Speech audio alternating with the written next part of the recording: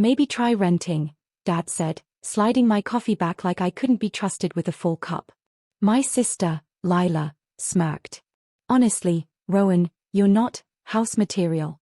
Mom and Dad helped me with $12,000 because I actually have a plan. Mom added, almost sweet, be realistic, honey. Dreamers end up evicted. Their voices pressed on my ribs like a seatbelt that wouldn't click. I swallowed hard and stared at the condensation ring my cup had left on the table, an outline of what they thought I deserved, temporary, damp, already fading. The kitchen smelled like lemon cleaner and Sunday pancakes. The light kept stuttering through the blinds, striping the countertop in little prison bars. Hy everyone, my name is Rowan Hale, I'm 28. And if you think you know how this ends, stay tuned. What kind of parent teaches you to shrink to fit their budget for love? I let the question float while Lila unfolded a glossy brochure. See? The backyard faces west, great for sunsets. With the down payment, we can close in 2 weeks. Her manicure flashed like tiny signals. Mine, mine, mine. Dad nodded, proud. Mom clasped her hands as if she were blessing a union. They didn't ask about my job. They didn't ask about the raise I hadn't told them about. They didn't ask why the bank manager called me Ms. Hale with a warmth that didn't come from a waiting room heater. Renting is safe, Mom repeated. Commitment is for people who can carry it. I smiled, small enough to pass inspection. Copy that. The kettle clicked off. Somewhere deep in the house, the old vents sighed. I trained my breathing to match them, low, steady, invisible. Lila's brochure fluttered as she pointed to the living room windows, already picturing her couch, her rug, her parties with glasses chiming against a view she didn't earn. The lemon light cut across her cheekbones. For a moment, she looked like the statue my parents had polished since childhood. Anyway, Dad said, pushing the conversation shut, we'll help you find something affordable. Tiny, but cute.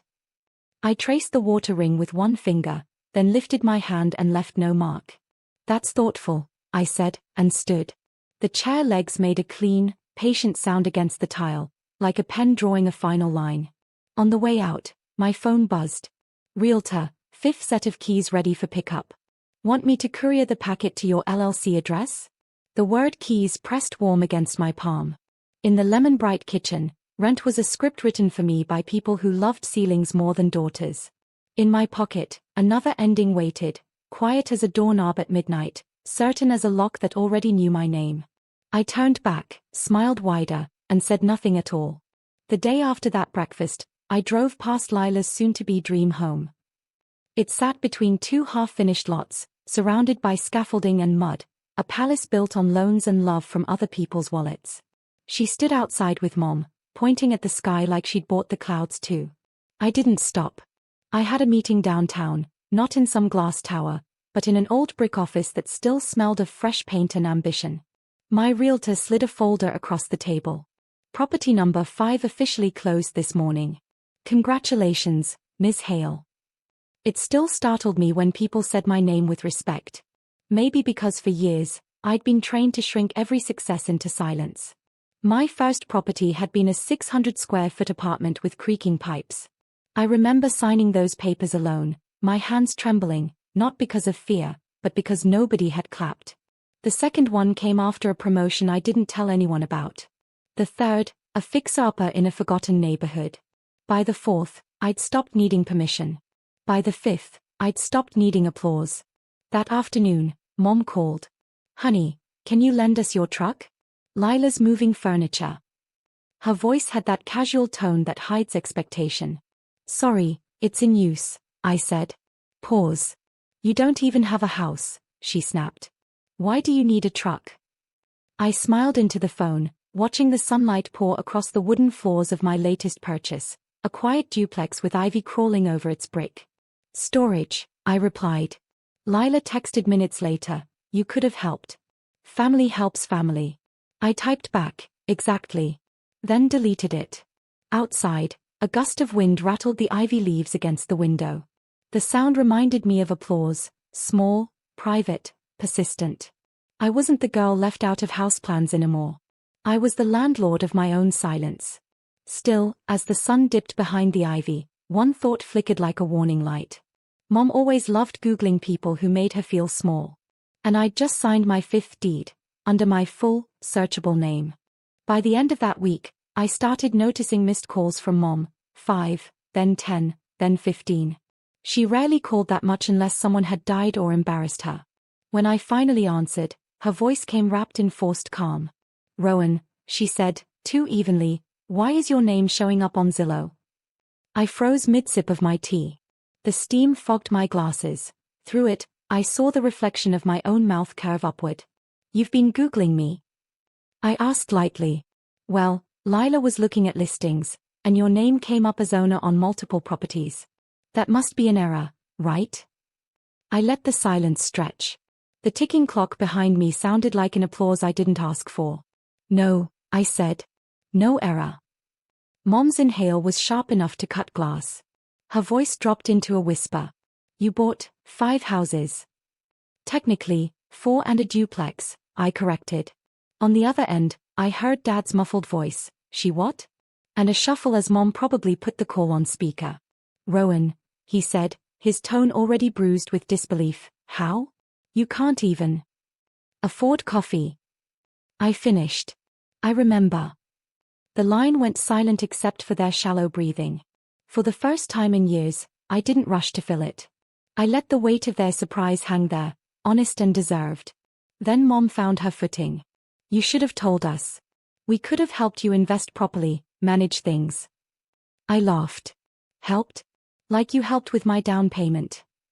She didn't answer. The air filled with the distant clatter of her kitchen, a spoon hitting a counter, a chair shifting. Maybe she was realizing the symmetry. She'd given Lila money to build an illusion. I'd built my peace in silence. "Anyway," I said softly, "don't worry about it. You've got Lila's house to think about." As I hung up, my reflection in the darkened window looked unfamiliar, calm, still, unrecognizable to the girl who once waited for permission to dream. Outside, the city lights flickered like blinking eyes. And somewhere, I knew, Mom was staring at her screen, watching my name multiply like proof she never saw coming. The next morning, I woke up to chaos, not in my home, but in the family group chat. "Mom, Rowan, your father and I are disappointed." "Dad, we deserve to know about this. Family doesn't hide." "Lila, so that's why you never came to see my house? You were competing." Competing. The word tasted like ash. I set my phone down beside the open window, where the air smelled like rain and brick dust. My duplex renovation crew was hammering downstairs. Real people, real work, real results. No trust funds. No pity money. Just sweat, signatures, and silence. Then the phone buzzed again. "Lila, it's not fair. You let Mom and Dad think you were struggling." I replied before I could stop myself. They never asked. They preferred that version. The typing bubbles appeared. Then vanished. I went downstairs to check on the workers. The foreman, a kind man named Javier, nodded toward the polished staircase. "Almost done, Ms. Hale. You've got a real eye for detail." Funny.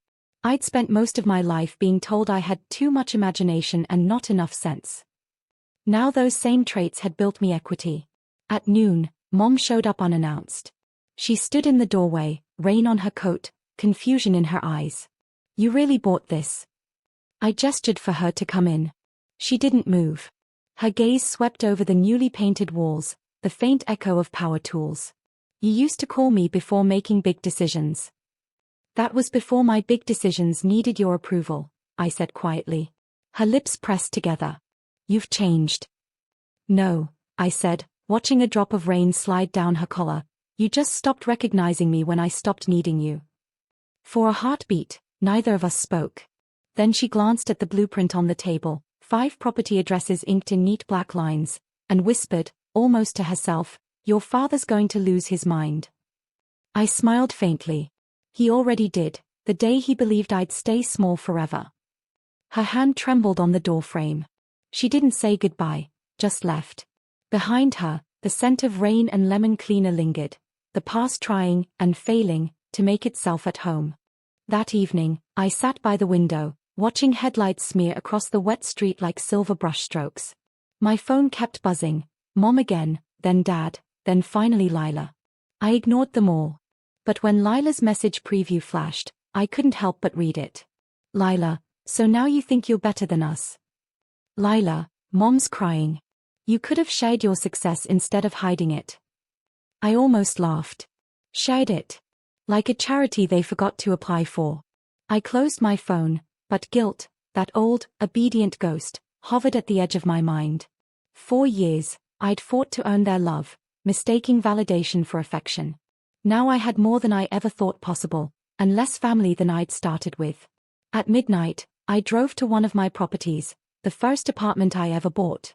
It was small, barely 2 rooms, but it still smelled faintly of paint and victory.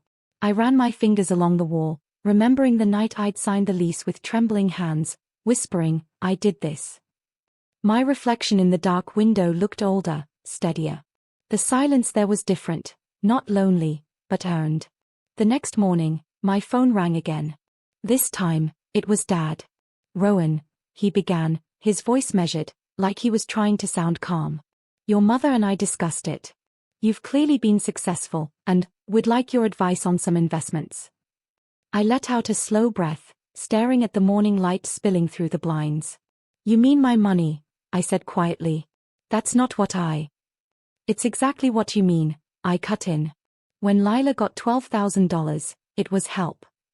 When I earned everything myself, it's luck. He went silent. Rowan, he finally muttered, we're family. We can still. No, I said gently, almost kindly. We could have, but you spent that chance on someone else's mortgage. Before he could respond, I ended the call. For a while, I just sat there, watching the city wake up. For the first time in my life, I realized, peace isn't loud. It's the quiet after you stop explaining yourself to people who never really listened. 2 days later, Mom showed up again, this time with Lila in tow. They didn't call, didn't text, just arrived in their usual storm of perfume, judgment, and entitlement. Lila stepped inside first, scanning the duplex like she was touring it for sale. So this is what you were hiding, she said, brushing her fingers over the marble counter. Cute. I thought it'd be bigger. I smiled politely. You said that about my life once too. Mom gave her a warning glance, then turned to me. Rowan, this has gone too far. You embarrassed us. Your name is all over town. People are asking how our daughter owns half the block. That must be hard, I said softly. All that explaining. She ignored the jab. You could have told us before the neighborhood found out. It makes us look uninformed. I offered. Maybe because you were.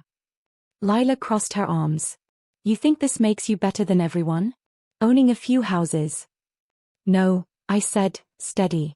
It makes me someone who stopped waiting for your permission. For a moment, no one spoke.